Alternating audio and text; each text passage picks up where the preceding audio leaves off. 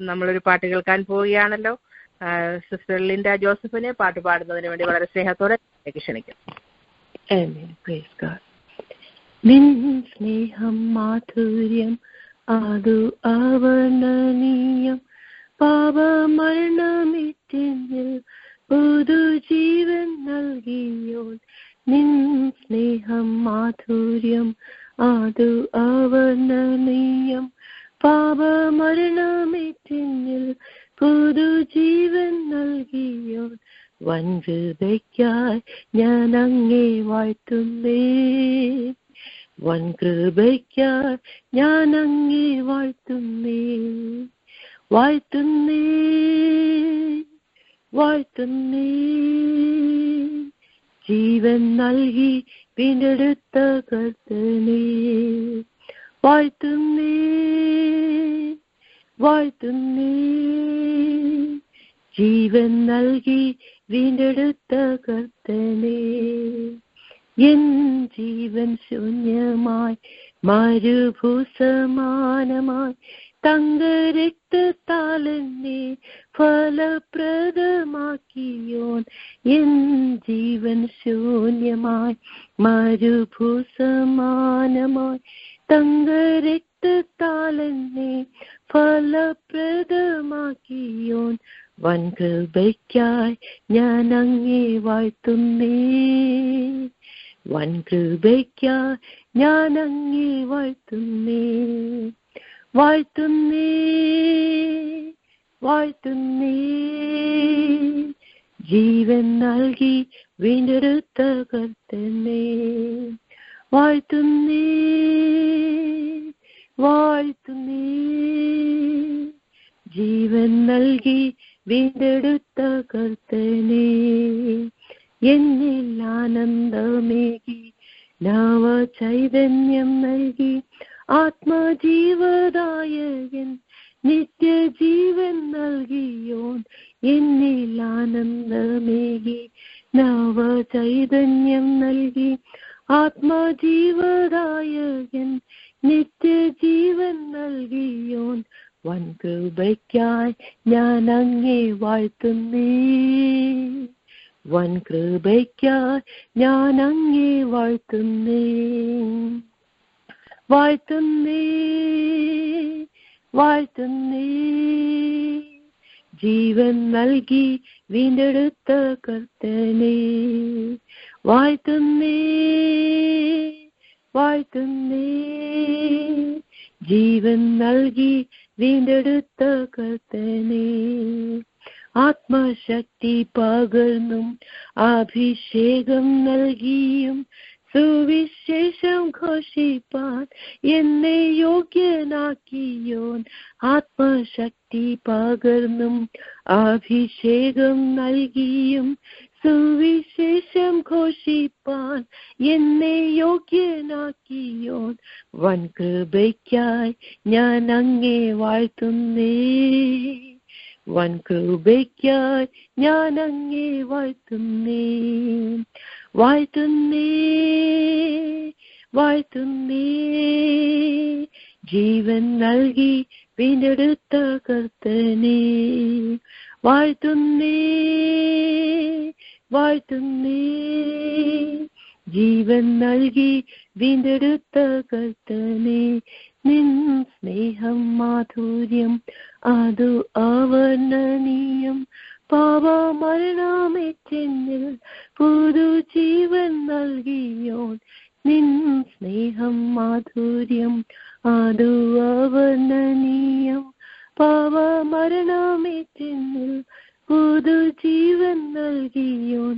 വൻകൃപയ്ക്കായി ഞാൻ അങ്ങേ വാഴ്ത്തുന്നേ, വൻകൃപയ്ക്കായി ഞാൻ അങ്ങേ വാഴ്ത്തുന്നേ, വാഴ്ത്തുന്നേ, വാഴ്ത്തുന്നേ.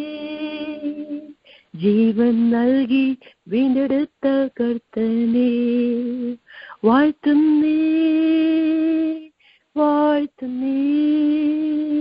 ജീവൻ നൽകി വീണ്ടെടുത്ത കർത്തനേ, ജീവൻ നൽകി വീണ്ടെടുത്ത കർത്തനേ. ഹല്ലേലൂയ. Praise the Lord. അനുഗ്രഹിക്കപ്പെട്ട ഒരു ഗാനം രാത്രികാലവും പാടുവാൻ സിസ്റ്റർ ലിൻഡ ജോസഫിനെ ദൈവം സഹായിച്ചല്ലോ. Thank you Linda. കർത്താവ് അനുഗ്രഹിക്കട്ടെ. ഹല്ലേലൂയ. നമ്മുടെ ദൈവം നമുക്ക് വേണ്ടി ജീവനെ നൽകി തന്ന നമ്മുടെ കർത്താവിന്റെ സ്നേഹത്തെക്കുറിച്ച്, അതിന്റെ മാധുര്യത്തെക്കുറിച്ച് വർണ്ണിക്കുവാൻ നമുക്ക് കഴിയത്തില്ലല്ലോ. അതിന്റെ വൻകൃപയ്ക്കായി ഹല്ലേലൂയ ദൈവത്തെ വാഴ്ത്തുവാനും ദൈവത്തെ സ്തുതിപ്പാനും പിന്നെയും കർത്താവ് നമ്മളെല്ലാം സഹായിക്കട്ടെ. അനുഗ്രഹിക്കപ്പെട്ട ഗാനം പാടിയ കർത്താവിന്റെ ദാസിയെ കുടുംബമായിട്ട് ദൈവം അനുഗ്രഹിക്കട്ടെ, സഹായിക്കട്ടെ എന്ന് പ്രാർത്ഥിക്കുന്നു. ഇനി നമ്മൾ ദൈവത്തിന്റെ വചനത്തിന്റെ മുമ്പാകെ ആയിരിക്കാൻ പോവുകയാണല്ലോ. ഇന്ന് രാത്രികാലം വചനത്തിൽ നിന്ന് സംസാരിക്കുന്നത് ഒക്ലഹോമയിൽ നിന്നും ഫിനി ജേക്കബ് സാറാണ്. ഫിനി ജേക്കബ് സാറിനെ വളരെ സ്നേഹത്തോടും ബഹുമാനത്തോടും വചന ശുശ്രൂഷയ്ക്ക് വേണ്ടി ലൈനിലേക്ക് ക്ഷണിക്കും. കർത്താവിന്റെ പരിശുദ്ധ നാമത്തിന് സ്തോത്രം ചെയ്യുന്നു. ഇന്ന് രാത്രികാലം വീണ്ടും ഒരിക്കൽ കൂടി നിങ്ങളോട് ചേർന്ന് കർത്താവിന്റെ വചനം ധ്യാനിക്കുവാൻ ദൈവം തന്നിരിക്കുന്ന അവസരത്തിനായിട്ട് ഞാൻ ദൈവത്തിന് സ്തോത്രം ചെയ്യും. നമ്മൾ കർത്താവിന്റെ പ്രാർത്ഥനയെ കുറിച്ചാണ് ചിന്തിച്ചുകൊണ്ടിരിക്കുന്നത്. ആ സീരീസിലെ യോഹന്നാന്റെ സുവിശേഷം 17-ാം അധ്യായത്തിൽ നിന്ന് തന്നെയാണ് ഇന്ന് രാത്രികാലവും ഞാൻ ചുരുക്കമായിട്ട് സംസാരിക്കുവാനായിട്ട് ആഗ്രഹിക്കുന്നത്. ദൈവമക്കളെല്ലാവരും പ്രാർത്ഥനയോടുകൂടി ഇരിക്കണമെന്ന് ഞാൻ അപേക്ഷിക്കുകയാണ്. ദൈവത്തിന് സ്തോത്രം ചെയ്യുന്നു. കർത്താവ് നമ്മുടെ ഹൃദയങ്ങളോട് സംസാരിക്കേണ്ടതിന് വേണ്ടി, നമ്മുടെ ജീവിതത്തിൽ മാറ്റങ്ങൾ വരുത്തേണ്ടതിന് വേണ്ടി, നമ്മുടെ ജീവിതത്തിൽ വരുത്തേണ്ട രൂപാന്തരങ്ങൾ, നമ്മുടെ ജീവിതത്തിൽ വരുത്തേണ്ട മാറ്റങ്ങൾ, കർത്താവിനെ അറിയുന്നതിലൂടെ, കർത്താവിന്റെ വചനം പ്രാപിക്കുന്നതിലൂടെ നമ്മുടെ ജീവിതത്തിൽ സംഭവിക്കേണ്ട ട്രാൻസ്ഫർമേഷൻ അത് സംഭവിക്കണം. അതിനുവേണ്ടി ദൈവമക്കളെല്ലാവരും നമ്മുടെ ജീവിതങ്ങളെ കർത്താവിന്റെ കരങ്ങളിൽ ഏൽപ്പിച്ചുകൊണ്ട് നമ്മുടെ author and finisher of our faith, നമ്മുടെ വിശ്വാസത്തിന്റെ ഗ്രന്ഥകർത്താവ്, നമ്മൾ വിശ്വാസത്തിന്റെ എഴുത്തുകാരൻ നമ്മുടെ കർത്താവാണ്. അപ്പോ ആ കർത്താവിന്റെ കരങ്ങളിൽ നമ്മളെ തന്നെ ഏൽപ്പിച്ചുകൊണ്ട് കർത്താവെ shape me and mould me Lord ഉള്ള പ്രാർത്ഥനയോടുകൂടി നമുക്ക് ദൈവസന്നിധിയിലായിരിക്കാൻ ദൈവമായ കർത്താവിനെ സഹായിക്കുമാറാകട്ടെ. ദൈവത്തിന് സ്തോത്രം ചെയ്തു. യോഹന്നാന്റെ സുവിശേഷം 17-ാം അധ്യായത്തിന്റെ 8-ാമത്തെ വാക്യം ഞാൻ വായിക്കുന്നു. എല്ലാവരും വേദോസം കയ്യിലുള്ള എല്ലാവരും വേദോസം എടുത്താട്ടെ. 17-ാം അധ്യായത്തിന്റെ 8-ാമത്തെ വാക്യം. ഇത് നമ്മുടെ കർത്താവിന്റെ മഹാപുരോഹിത നമ്മൾ ചിന്തിച്ചുകൊണ്ടിരിക്കുന്ന കർത്താവിന്റെ മഹാപുരോഹിത പ്രാർത്ഥനയുടെ, കർത്താവിന്റെ ഫൈനൽ പ്രേയർ, പരസ്യ പ്രാർത്ഥനയുടെ ഭാഗമാണ്. നമുക്കറിയാമല്ലോ, മോസ്റ്റ് എലാബറേറ്റ് പ്രേയർ വേദോസ്തത്തിൽ റെക്കോർഡ് ചെയ്തിരിക്കുന്ന കർത്താവിന്റെ ഏറ്റവും ദീർഘമായ പ്രാർത്ഥനയാണ് യോഹന്നാന്റെ സുവിശേഷം 17-ാം അധ്യായത്തിൽ നമ്മൾ കാണുന്നത്. ഏറ്റവും അനുഗ്രഹിക്കപ്പെട്ട പ്രാർത്ഥന. കർത്താവിന്റെ ശുശ്രൂഷയുടെ അവസാന ഘട്ടത്തിലേക്ക് വരുമ്പോൾ, അവസാന ചാപ്റ്ററിലേക്ക് വരുമ്പോൾ അവൻ തന്റെ ജീവിതത്തെ വിലയിരുത്തിക്കൊണ്ട് തന്റെ ജീവിതത്തിന്റെ ഉദ്ദേശം, ലക്ഷ്യങ്ങൾ, സാധിച്ചതെന്ത്, ഇനി അവൻ പ്രാർത്ഥിക്കുന്നതെന്ത്, അവന്റെ ഹൃദയത്തിലെ ആഗ്രഹങ്ങൾ എന്ത്, ആ പ്രാർത്ഥന കർത്താവിന്റെ പിതാവായ ദൈവത്തിന്റെ സന്നിധിയിൽ നിരത്തി വയ്ക്കുന്ന ഈ പ്രാർത്ഥനയുടെ അനുഗ്രഹിക്കപ്പെട്ട വാക്യങ്ങളിലൂടെയാണ് നമ്മൾ ചിന്തിച്ചുകൊണ്ടിരിക്കുന്നത്. 8-ാമത്തെ വാക്യം വായിക്കുന്നു. നീ എനിക്ക് തന്ന വചനം ഞാൻ അവർക്ക് കൊടുത്തു, അവരത് കൈക്കൊണ്ടു. ഞാൻ നിന്റെ അടുക്കൽ നിന്ന് വന്നിരിക്കുന്നു എന്ന് സത്യമായിട്ട് അറിഞ്ഞു. നീ എന്നെ അയച്ചു എന്ന് വിശ്വസിച്ചുമിരിക്കുന്നു. ഞാൻ അവർക്ക് വേണ്ടി അപേക്ഷിക്കുന്നു. ഒരു പ്രാവശ്യം കൂടെ ഞാൻ വായിക്കുന്നു. നീ എനിക്ക് തന്ന വചനം ഞാൻ അവർക്ക് കൊടുത്തു, അവരത് കൈക്കൊണ്ടു. ഞാൻ നിന്റെ അടുക്കൽ നിന്ന് വന്നിരിക്കുന്നു എന്ന് സത്യമായിട്ട് അറിഞ്ഞു. നീ എന്നെ അയച്ചു എന്ന് വിശ്വസിച്ചുമിരിക്കുന്നു. ഞാൻ അവർക്ക് വേണ്ടി അപേക്ഷിക്കുന്നു. Praise the Lord. തൊട്ട് മുമ്പിലത്തെ വാക്യം നമ്മൾ കഴിഞ്ഞ പ്രാവശ്യം ചിന്തിച്ചാണ്, ഞാൻ നിന്റെ നാമം അവർക്ക് വെളിപ്പെടുത്തിയിരിക്കുന്നു. രണ്ടാമത്തെ കാര്യമാണ് കർത്താവ് പറയുന്നത്. ഞാൻ നിന്റെ വചനം, നീ എനിക്ക് തന്ന വചനം ഞാൻ അവർക്ക് കൊടുത്തിരിക്കുന്നു. രണ്ടാമത്തെ കാര്യമാണ് കർത്താവ് പറയുന്നത്. അപ്പോ കർത്താവിന്റെ ജീവിതത്തിന്റെ, കർത്താവിന്റെ ശുശ്രൂഷയുടെ ഏറ്റവും പ്രധാനപ്പെട്ട ഭാഗം വചനമായിരുന്നവൻ, വചനം ജഡമായി തീർന്ന് ഭൂമിയിലേക്ക് വന്നവൻ, അവന്റെ ജീവിതത്തിന്റെ ശുശ്രൂഷയുടെ ഏറ്റവും പ്രധാനപ്പെട്ട ഭാഗത്തെക്കുറിച്ച് കർത്താവ് പറയുകയാണ്. ഞാൻ എന്ത് ചെയ്തിരിക്കുന്നു? നീ എനിക്ക് തന്നവർക്ക്, നീ ലോകത്തിൽ നിന്ന് എനിക്ക് തന്നിട്ടുള്ള മനുഷ്യർക്ക്, നീ ലോകത്തിൽ നിന്ന് എടുത്ത് എനിക്ക് തന്നിട്ടുള്ള മനുഷ്യർ, അതായത് എൻ്റെ ശിഷ്യന്മാർ, അവർക്ക് നീ എനിക്ക് തന്ന വചനം ഞാൻ അവർക്ക് കൊടുത്തു. അതിനാദ്യ ഭാഗം നമുക്ക് ചിന്തിക്കാം. നീ എനിക്ക് തന്ന വചനം. കർത്താവ് തൻ്റെ ശിഷ്യന്മാരുമായിട്ട് പങ്കുവച്ച വചനം പിതാവായ ദൈവം പുത്രന് കൊടുത്ത വചനമാണ്. പിതാവിൽ നിന്ന് പ്രാപിച്ച വചനം.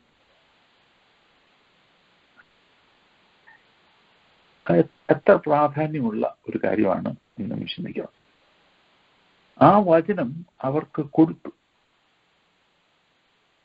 അതാണ് കർത്താവിന്റെ ശുശ്രൂഷ ഏറ്റവും പ്രധാനപ്പെട്ട ഭാഗം.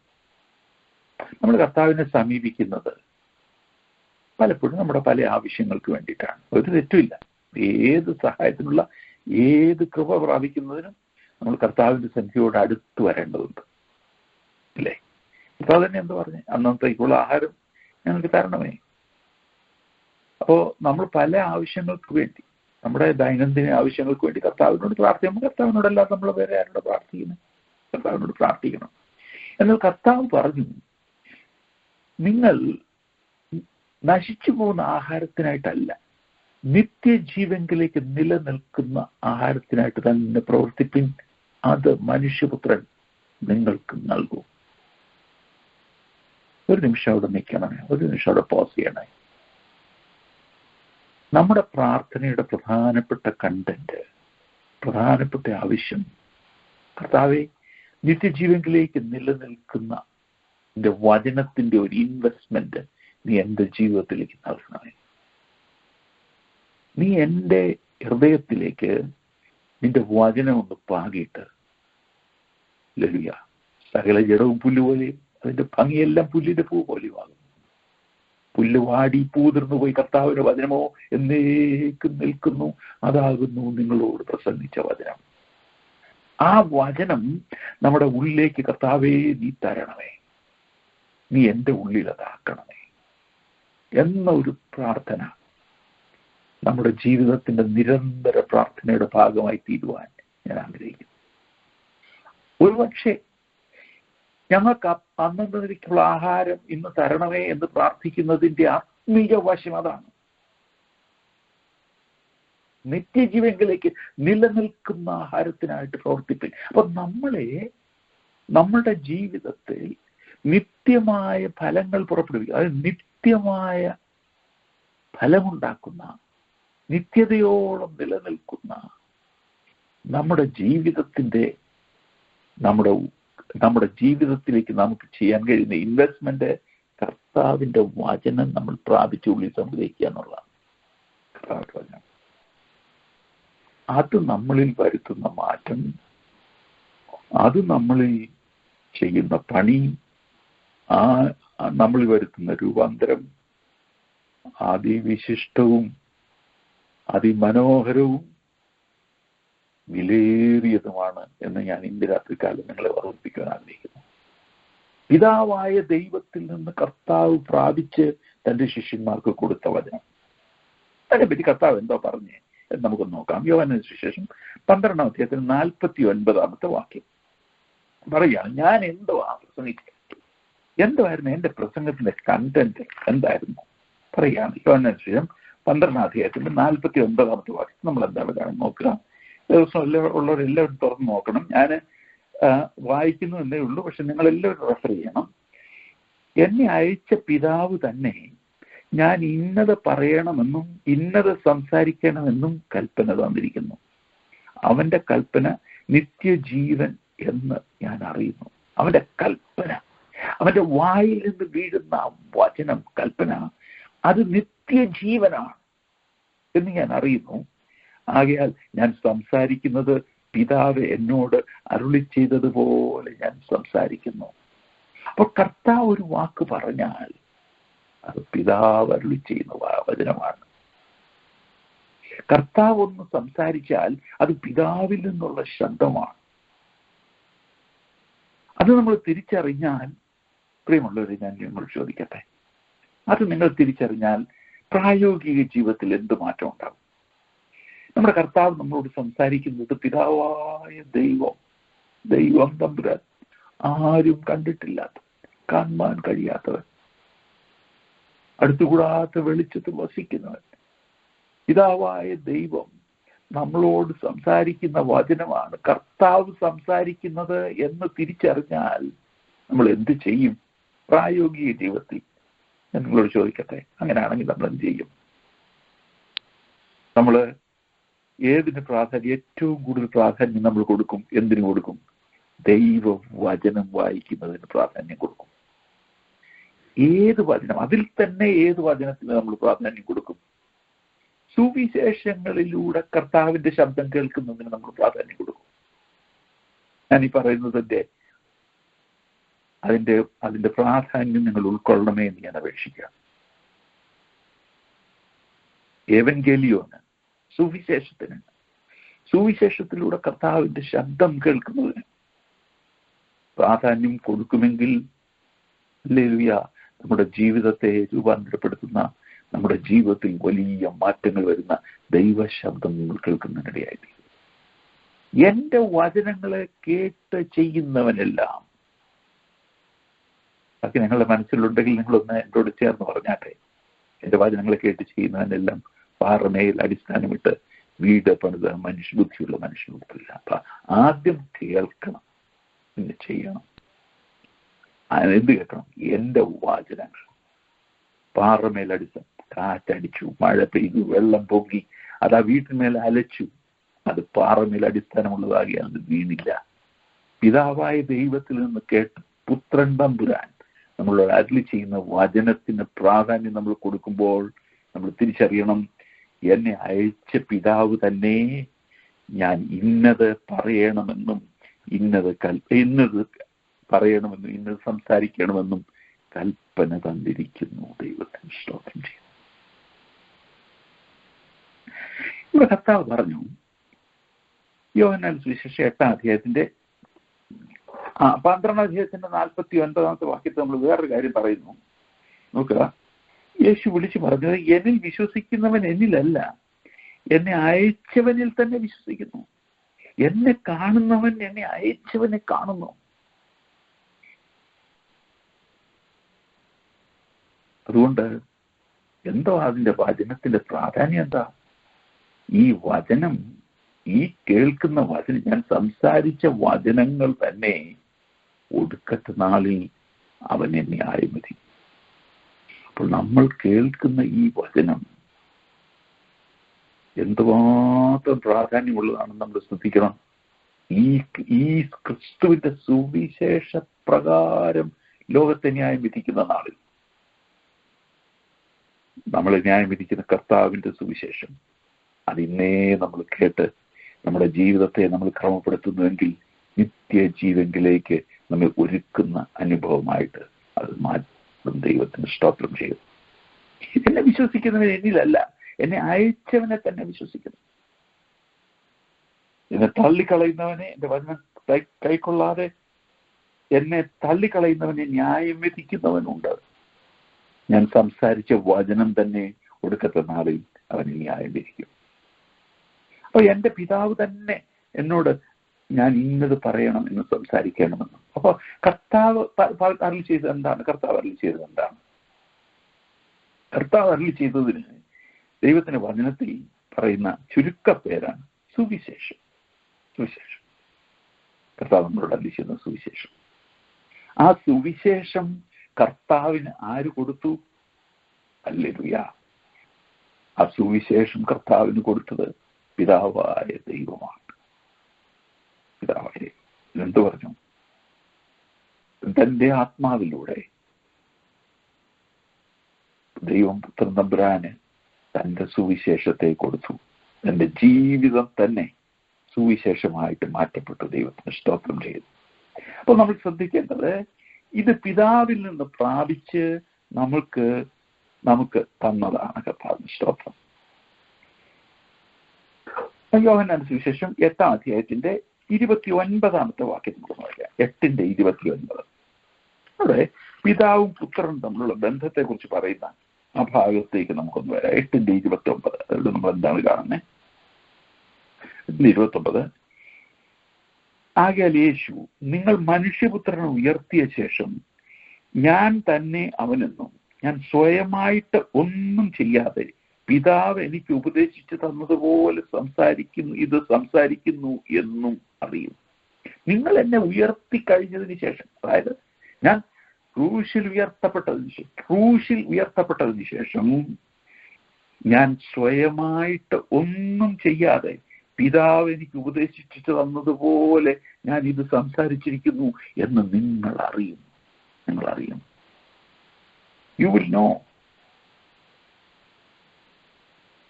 നിങ്ങൾ എന്നെ ഉയർത്തിയതിനു ശേഷം, മനുഷ്യപുത്രനെ ഉയർത്തിയതിനു ശേഷം. അപ്പോ പിതാവിനെ കുറിച്ചാകുന്നു അവൻ തങ്ങളോട് പറഞ്ഞത് എന്ന് അവർ ഗ്രഹിച്ചില്ല. അപ്പൊ ഈ കേൾക്കുന്നവർക്കെല്ലാം മനസ്സിലാകുന്നില്ല. പക്ഷെ കർത്താവ് പറയാണ്, നിങ്ങൾ എന്നെ ഉയർത്തിയതിനു ശേഷം ആ വലിയ സംഭവം നടക്കുമല്ലോ, വശീകരണം. ഞാൻ മനുഷ്യർ ഉയർത്തപ്പെട്ടാൽ എല്ലാവരെയും എങ്കിലേക്ക് ആകർഷിക്കും. അന്ന് നിങ്ങളൊരു കാര്യം തിരിച്ചറിയും, ഞാൻ സ്വയമായിട്ടൊന്നും പറയാതെ പിതാവിന്റെ ഉപദേശമാണ് അവൻ അരുളി ചെയ്തത് എന്ന് അവൻ അറിയും. ദൈവത്തിന് ഇഷ്ടം. നിങ്ങൾക്കറിയാമല്ലോ, പത്രോസിനോട് ഒരിക്കൽ കർത്താവ്, പത്രോസിന്റെ ശിഷ്യന്മാരോടുമായിട്ട് കർത്താവ് ഒരിക്കലും ചോദിച്ചു, നിങ്ങൾക്കും പോയിക്കൊള്ളുവാൻ മനസ്സുണ്ടോ? അനേകം പേര് കർത്താവിനെ വിട്ടുപോവുകയാണ്.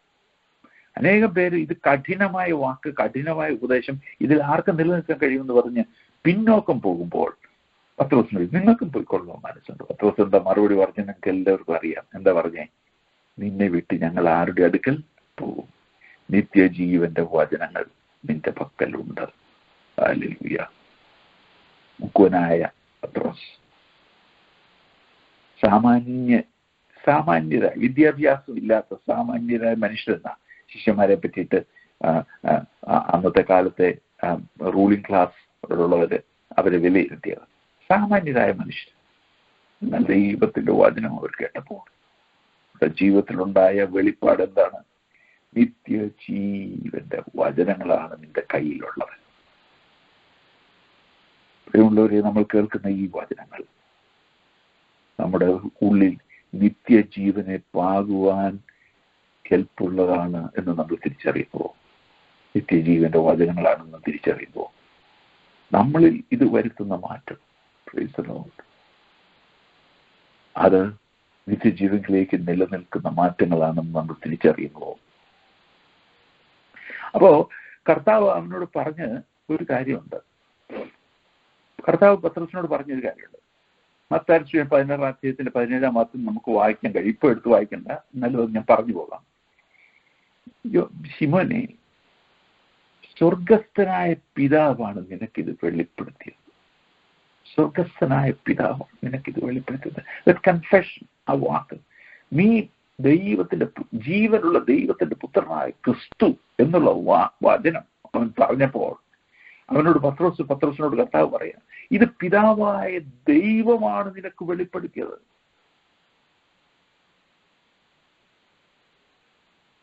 നമ്മൾ തിരിച്ചറിയുന്നു, നമുക്ക് കർത്താവിനെ വെളിപ്പെടുത്തി തന്നത് നമ്മുടെ പിതാവായ ദൈവമാണ്.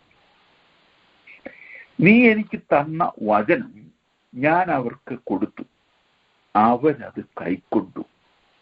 കർത്താവ് പറയാണ്, ഇവരുടെ ജീവിതത്തിലുണ്ടായ വ്യത്യാസത്തിന്റെ കാരണം, ഇവരുടെ ജീവിതത്തിൽ വന്ന മാറ്റത്തിന്റെ കാരണം, ഗലീലക്കടലിൽ മീൻ പിടിച്ചുകൊണ്ട് നടന്ന ഇവരുടെ ജീവിതത്തിൽ വന്ന ഈ വലിയ മാറ്റത്തിന്റെ കാരണം ഞാൻ കൊടുത്ത വചനം അവർ സ്വീകരിച്ചു, അവരത് കൈക്കൊണ്ടു എന്നുള്ളതിലാണ്.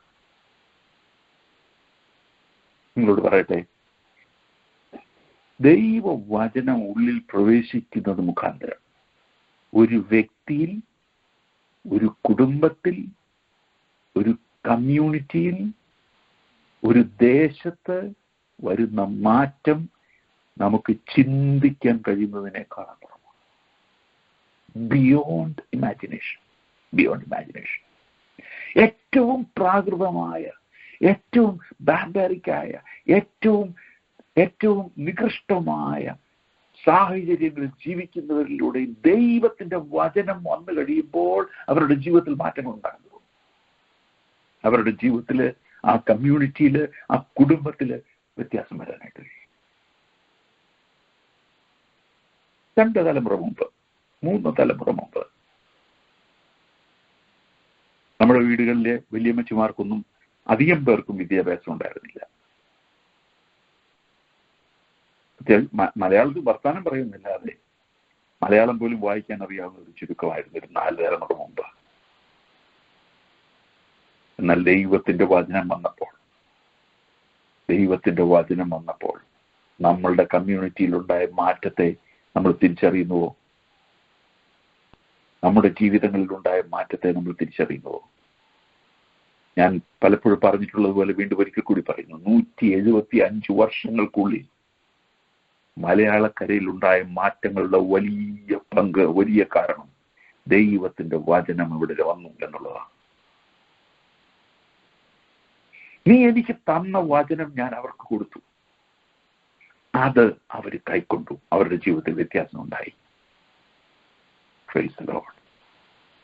ശിഷ്യന്മാരുടെ ജീവിതത്തിൽ ആ വ്യത്യാസം ഉണ്ടായെങ്കിൽ പൗലോസിനെ പോലെ നമുക്ക് പറയാൻ കഴിയും, ഹല്ലേലൂയ, ജ്ഞാനത്തിന്റെയും പരിജ്ഞാനത്തിന്റെയും ഗുപ്ത നിക്ഷേപങ്ങൾ അവനിൽ ഗുപ്തമായിരിക്കും, അവനിൽ മറഞ്ഞിരിക്കുന്നു, ക്രിസ്തുവിൽ മറഞ്ഞിരിക്കുന്നു. നീ ഞങ്ങൾക്ക് ജ്ഞാനവും നീതിയും ശുദ്ധീകരണവും വീണ്ടെടുപ്പുമായി തീർന്നു. ഹല്ലേലൂയ. നമുക്കത് ഓർത്ത് ധ്യാനിച്ച് നമുക്ക് നമ്മുടെ കർത്താവിന് നന്ദിയോടുകൂടി സ്തോത്രം ചെയ്യാം.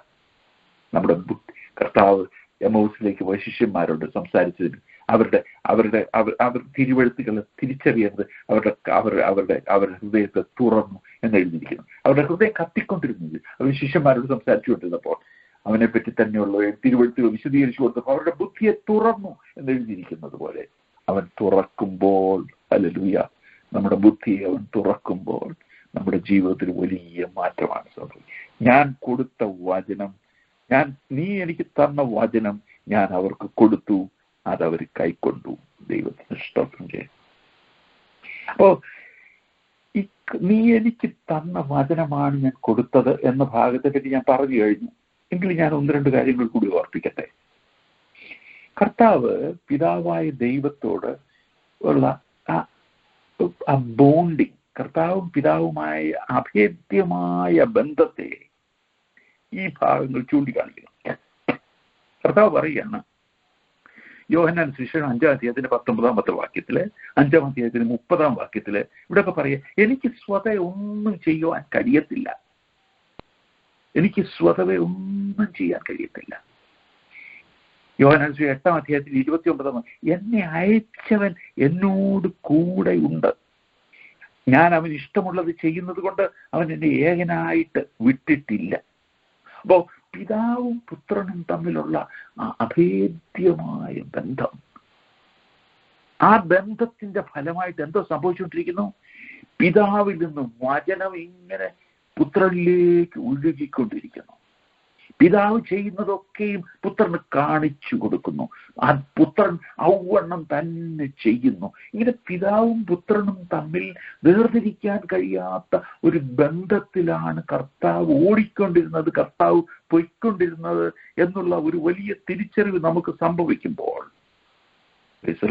Independence and in action, independence and in oneness, കർത്താവുമായിട്ടുള്ള ആ ബന്ധത്തിൽ, പിതാവുമായിട്ടുള്ള ബന്ധത്തിൽ നമ്മുടെ കർത്താവ് പോകുമ്പോൾ അവൻ പറയും കഴിയുന്നത്, ഞാൻ ഒരിക്കലും അവൻ എന്നെ ഏകനായിട്ട് വിട്ടിട്ടില്ല, ഒരിക്കലും അവൻ എന്നെ ഏകനായിട്ട് വിട്ടിട്ടില്ല.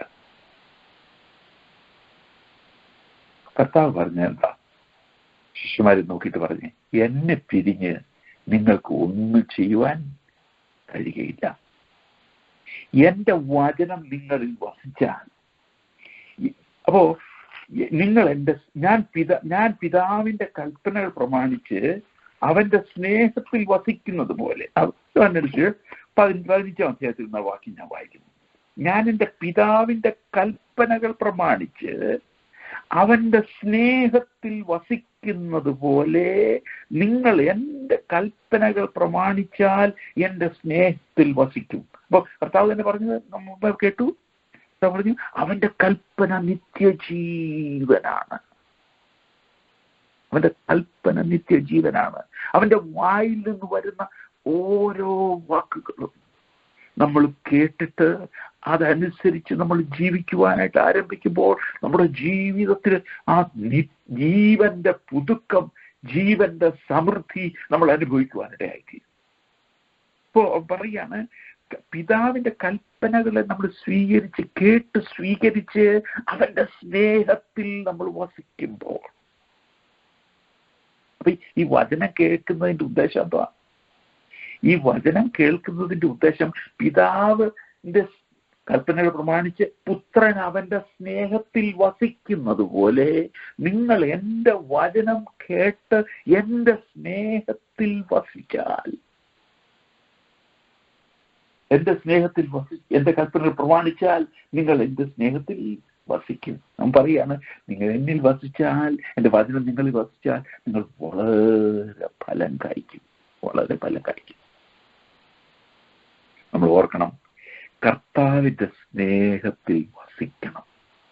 Abide in the love of Christ. അതിന്റെ മാർഗം എന്തുവാ? ആ ശബ്ദം ഇങ്ങനെ കേൾക്കണം. ഹല്ലേലൂയ. കർത്താവിന്റെ ശബ്ദം കേൾക്കണം. കർത്താവിന്റെ ശബ്ദം കേൾക്കാൻ തിരിച്ചറിയാൻ ഒരു മനസ്സ് നമുക്കുണ്ടായിരുന്നെങ്കിൽ, പ്രിയമുള്ളവരെ, അതൊരു നിരന്തര അനുഭവമായിട്ട് മാറുമെങ്കിൽ എപ്പോഴും കർത്താവിന്റെ ശബ്ദം കേൾക്കുവാൻ കഴിയുമോ? കർത്താവുമായിട്ടുള്ള ബന്ധത്തിൽ നിൽക്കുവാൻ കഴിയുമോ? കഴിയുന്നിടത്തോളം കർത്താവുമായുള്ള ബന്ധത്തിൽ, കർത്താവിനോടുള്ള സ്നേഹബന്ധത്തിൽ, നമുക്ക് കർത്താവിനോടുള്ള ബന്ധത്തിൽ അങ്ങ് വസിക്കാൻ കഴിഞ്ഞാൽ, നമ്മൾ വന്നും പോയി നിൽക്കുന്നവരായിട്ട് കർത്താവിന്റെ സ്നേഹത്തിൽ വസിക്കുവാനായിട്ട് കഴിഞ്ഞാൽ, പ്രൈസ് ദി ലോർഡ്, അത് നമ്മുടെ ജീവിതത്തിൽ വരുത്തുന്ന മാറ്റം എന്താണ്? ദൈവത്തിന് സ്തോത്രം. അങ്ങനെ ചെയ്തപ്പോൾ എന്ത് സംഭവിച്ചു? ഞാൻ നിന്റെ അടുക്കൽ നിന്ന് വന്നിരിക്കുന്നു എന്ന് അവർ സത്യമായിട്ട് അറിഞ്ഞും നീ എന്നെ അയച്ചു എന്ന് വിശ്വസിച്ചുമിരിക്കുന്നു. അപ്പൊ ഈ വചനം കേട്ടപ്പോ അവർക്കുണ്ടായ വ്യത്യാസം, അവർക്കുണ്ടായ നേട്ടം, അവർ കർത്താവിനെ തിരിച്ചറിഞ്ഞു എന്നുള്ളതാണ്. ഹല്ലേലൂയ. ഞങ്ങൾ അവന്റെ തേജസ്സിനെ, പിതാവിൽ നിന്നുള്ള ഏകജാതനായവന്റെ തേജസ്സായിട്ട് ഞങ്ങൾ കണ്ടു. പൗലൂസിന്റെ ഭാഷയിൽ പറഞ്ഞാൽ, അവൻ എങ്ങനെയുള്ളവൻ? അവൻ സകലത്തിനും മുമ്പേ ഉള്ളവൻ, സകലത്തിനും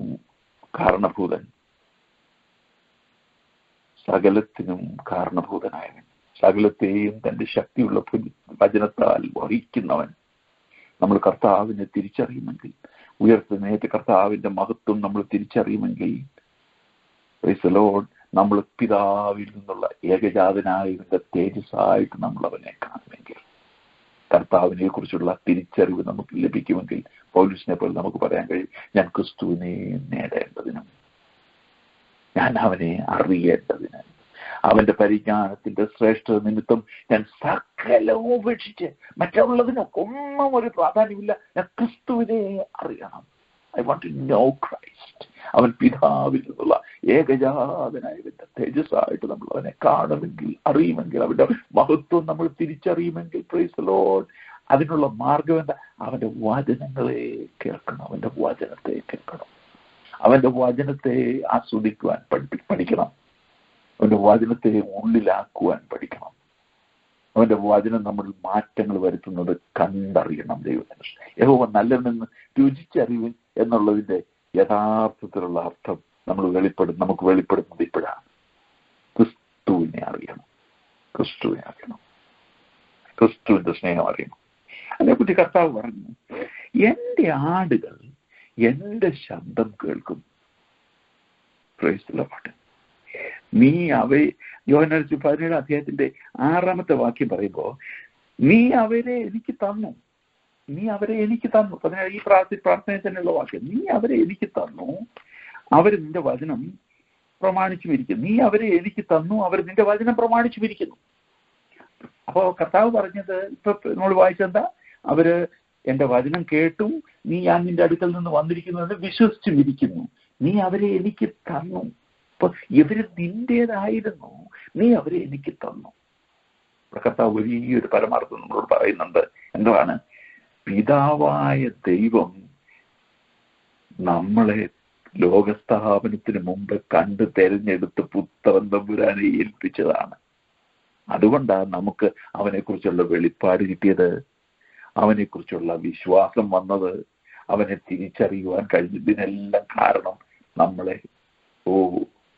ഉണ്ടാകുന്നതിന് മുമ്പേ, യെരമ്യാവിന്റെ ഭാഷയിൽ പറഞ്ഞാൽ നമ്മൾ ജനിക്കുന്നതിന് മുമ്പേ ദൈവം നമ്മളെ കണ്ടു വിളിച്ചത് കൊണ്ടാണ്. നിങ്ങൾ എന്നെ തെരഞ്ഞെടുത്തു എന്നല്ല, ഞാൻ നിങ്ങളെ തെരഞ്ഞെടുത്തു. അത് നമ്മൾ തിരിച്ചറിയുമ്പോൾ നന്ദി കൊണ്ട് നമ്മുടെ ഹൃദയം നിറയും.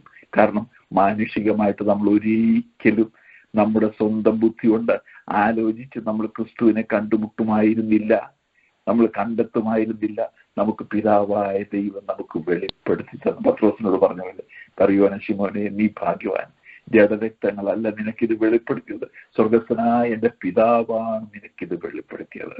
അതുകൊണ്ട് നമ്മൾ കർത്താവിനെ കുറിച്ചുള്ള വെളിപ്പാട് നമ്മൾ സ്വീകരിച്ച്, നമ്മുടെ ഉള്ളിൽ സ്വീകരിച്ച് കർത്താവിന്റെ സ്നേഹത്തിൽ വസിക്കുന്നവരായി നമ്മൾ തീരണം. ദൈവത്തിന് സ്തോത്രം. 2 വാക്കുകളെ അവസാനിപ്പിക്കുന്നതിന് മുമ്പ് ഞാൻ അതിന്റെ അവസാന വാക്യം, നമ്മൾ വായിച്ചതിന്റെ അവസാന വാക്യത്തിലേക്ക് കൂടെ വരാം. ഞാൻ അവർക്ക് വേണ്ടി പ്രാർത്ഥിക്കുന്നു. 2 വാക്യങ്ങളൂടെ എനിക്ക് പറയണമെന്നുണ്ടായിരുന്നു. ഏക സത്യദൈവമായ നിന്നെയും നീ അയച്ചിരിക്കുന്ന യേശു ക്രിസ്തുവിനെയും അറിയുന്നത് തന്നെ നിത്യജീവനാകുന്നു. ക്രിസ്തുവിനെ അറിയുന്നത് തന്നെയാ നിത്യജീവൻ. കർത്താവിനെ തിരിച്ചറിയുന്നതാണ് നിത്യജീവൻ. അപ്പൊ ഇവിടെ പറയുന്നു, ഞാൻ അവർക്ക് വേണ്ടി പ്രാർത്ഥിക്കുന്നു. നമ്മുടെ ഈ വൈകുന്നേരത്തെ പ്രാർത്ഥനാ മീറ്റിങ്ങുകളിൽ നമ്മൾ പ്രാർത്ഥനയ്ക്ക് വളരെ പ്രാധാന്യം കൊടുക്കുന്നവരാണ്. ഞാൻ പ്രിയമുള്ളവരെ, ഞാൻ നിങ്ങളോടൊരു കാര്യം പറയട്ടെ. നമ്മുടെ പ്രാർത്ഥനകളൊക്കെ എത്രയോ ദുർബലമാണ്. നമ്മൾ എത്ര വലിയ പ്രാർത്ഥനാ മനുഷ്യരാണെന്ന് പറഞ്ഞാലും, പൗലോസിന്റെ ഭാഷയെ പറഞ്ഞാൽ, വേണ്ടും പോലെ പ്രാർത്ഥിക്കേണ്ടത് എന്തെന്ന് നാം അറിയുന്നില്ലല്ലോ. നമ്മുടെ പ്രാർത്ഥനകൾക്കൊക്കെ പരിമിതികളുണ്ട്. ആ പരിമിതികളെ പറ്റി പൗലോസ് എഫേസ്യൻസിൽ പറയും, നാം ചോദിക്കുന്നതിനും നനയ്ക്കുന്നതിനും അത്യന്തപരമായിട്ടാണ് ദൈവം ചെയ്യുന്നത്. അപ്പൊ നമ്മൾ ചോദിക്കുന്നതിനൊക്കെ പരിമിതികളുണ്ട്. നമുക്ക് അറിഞ്ഞുകൂടാ. ആത്മാവിന്റെ സഹായം നമുക്ക് ആവശ്യമാണ് പ്രാർത്ഥിക്കുവാൻ. എന്നാൽ കർത്താവ് നമ്മളോട് പറയുന്നത് എന്താ? ഞാൻ അവർക്ക് വേണ്ടി പ്രാർത്ഥിക്കുന്നു. ഹല്ലേലൂയ. എന്റെ മനസ്സിനെ എപ്പോഴും സന്തോഷിപ്പിക്കുന്ന ഒരു ഭാഗമുണ്ട്. ഇസ്രായേലിന്റെ പരിപാലകൻ മയങ്ങുന്നില്ല, ഉറങ്ങുന്നില്ല. പത്രോസിനോട് കർത്താവ് പറഞ്ഞു, പരീക്ഷയിൽ അകപ്പെടാതിരിപ്പാൻ ഉണർന്നിരുന്ന് പ്രാർത്ഥിപ്പിക്കാൻ അവന് കഴിഞ്ഞില്ല. ആ രാത്രിയുടെ തളർച്ചയിൽ അവൻ ക്ഷീണിച്ച് 3 പ്രാവശ്യം ഉറങ്ങിപ്പോയി. അവന്റെ അരികെ കർത്താവ്, ഒരു നാഴിക പോലും ഉണർന്നിരിപ്പാൻ എനിക്ക് കഴിഞ്ഞില്ലയോ പത്രോസ്? എന്തോ പത്രോസിനോട് കർത്താവ് പറയുന്നത് എന്താ? നേരത്തെ കർത്താവ് പറഞ്ഞ എന്താ? ഞാൻ നിനക്ക് വേണ്ടി പ്രാർത്ഥിച്ചു. സാത്താൻ നിന്നെ കോതമ്പ് പോലെ പാറ്റിക്കളയേണ്ടതിന് എന്നോട് അനുവാദം ചോദിച്ചു. ഞാൻ നിനക്ക് വേണ്ടി പ്രാർത്ഥിച്ചു. നമ്മുടെ കർത്താവ് നമുക്ക് വേണ്ടി പ്രാർത്ഥിക്കുന്നതിന്റെ അനുഗ്രഹം എത്ര വലുതാണ്! നമ്മൾ പ്രാർത്ഥിക്കുന്നതിനേക്കാൾ പ്രധാനം നമ്മുടെ കർത്താവ് നമുക്ക് വേണ്ടി പ്രാർത്ഥിക്കുന്നവനായിട്ടുണ്ട് എന്നുള്ളതാണ്. ഈ മഹാപുരോഹിത പ്രാർത്ഥന നമ്മൾ പഠിപ്പിക്കുന്ന ഒരു കാര്യം, Jesus is praying four us. Jesus is praying four us. നമുക്കൊരു മധ്യസ്ഥനുണ്ട്. നമുക്ക് വേണ്ടി നിരന്തരം പിതാവിന്റെ സന്നിധിയിൽ പക്ഷവാദം ചെയ്യുന്ന ഒരു കർത്താവ് നമുക്കുണ്ട്. നമ്മുടെ ബലഹീനതകളിൽ സഹതാപം കാണിക്കുന്ന ഒരു മഹാപുരോഹിതൻ. ഇന്ന് രാത്രികാലം പ്രാർത്ഥിക്കുന്ന ദൈവമക്കളോട് ഞാൻ പറയുന്നു, നമ്മുടെ പ്രാർത്ഥനയുടെ ബലഹീനതകൾ പോലും, നമ്മുടെ പ്രാർത്ഥനയുടെ കുറവുകൾ പോലും, നമ്മളുടെ ഭാഗത്തുള്ള ഏത് താഴ്ചയായാലും അതിനെ കവർ ചെയ്യുന്ന ഒരു ദൈവകൃപയിലാണ് ദൈവം നിന്നെ ആക്കി വെച്ചിരിക്കുന്നത്. നിനക്ക് വേണ്ടി പ്രാർത്ഥിക്കുന്ന ഒരു കർത്താവ് നിനക്കുണ്ട്. അവൻ എന്താ പറയുന്നേ? പിതാവേ, നീ നിന്റേതായിരുന്നു ഇവര്, നീ അവരെ എനിക്ക് തന്നു, ഞാൻ നിന്റെ നാമത്തിൽ അവരെ കാത്തുകൊണ്ടു. അവരെ എന്റെ കയ്യിൽ നിന്ന് പിടിച്ചു പറിക്കുവാൻ ആർക്കും കഴിയില്ല. നിന്റെ കയ്യിൽ നിന്ന് പിടിച്ചു പറിക്കുവാൻ ആർക്കും കഴിയില്ല. ദൈവത്തിന് സ്തോത്രം. ഇന്ന് രാത്രികാലം ഞാൻ നിങ്ങളോട് ഒന്നുകൂടെ ഓർമ്മിപ്പിക്കട്ടെ.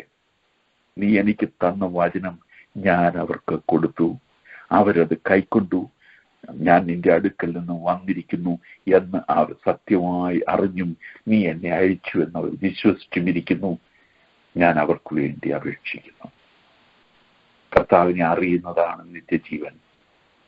കർത്താവ് പിതാവ് ഏകസത്യദൈവമായ നിന്നെയും നീ അയച്ചിരിക്കുന്ന യേശു ക്രിസ്തുവിനെയും അറിയുന്നത് തന്നെ നിത്യജീവൻ. എങ്ങനെ അറിയാൻ കഴിയുന്ന? പിതാവായ ദൈവം പുത്രന് കൊടുത്ത തന്റെ വചനത്തെ നമ്മൾ പുത്രനിൽ നിന്ന് സ്വീകരിക്കുന്നതിലൂടെ. ദൈവത്തിന്റെ വചനത്തോടുള്ള വലിയൊരു പ്രതിപത്തി, ദൈവത്തിന്റെ വചനത്തോടുള്ള വലിയ സ്നേഹം നിരന്തരം നമ്മളിലേക്ക് ഒഴുകുന്ന ഒരു പ്രവാഹമായിട്ട് അത് അത് നമ്മുടെ ഉള്ളിലേക്ക് കടന്നു വന്നിട്ട് അവന്റെ സ്നേഹത്തിൽ വസിക്കുന്നവരായി നമ്മൾ മാറുമെങ്കിൽ നമ്മളിൽ ആ രൂപാന്തരം വരുന്നത് കാണുവാനായിട്ട് ഇടയായിത്തീരും. നമുക്ക് കർത്താവിന്റെ സ്നേഹത്തിൽ നമുക്ക് വസിക്കാം. ഒരു നിമിഷം പോലും നമുക്ക് അവനെ വിട്ട് വരിയാതെ. കർത്താവ് പറഞ്ഞു, എന്താ, ഞാൻ ഒരിക്കലും ഞാൻ എപ്പോഴും അവന് പ്രസാദമായി ചെയ്യുന്നത് കൊണ്ട് അവൻ എന്നെ ഒരിക്കലും ഏകനായിട്ട് വിട്ടിട്ടില്ല. ഞാൻ എന്ത് സംസാരിക്കണം, എന്ത് പറയണം എന്ന് പിതാവ് തന്നെ എനിക്ക് കൽപ്പന തന്നിരിക്കുന്നു. അവന്റെ കൽപ്പന നിത്യജീവനാകുന്നു. ആ രീതിയിൽ കർത്താവുമായിട്ടുള്ളൊരു ബന്ധത്തിൽ ജീവിക്കുവാൻ ദൈവമായ കർത്താവ് നമ്മെ സഹായിക്കട്ടെ. ഈ വചനങ്ങളാൽ ദൈവമായ കർത്താവ് നമ്മെ അനുഗ്രഹിക്കുവാനായിട്ടുള്ളൂ.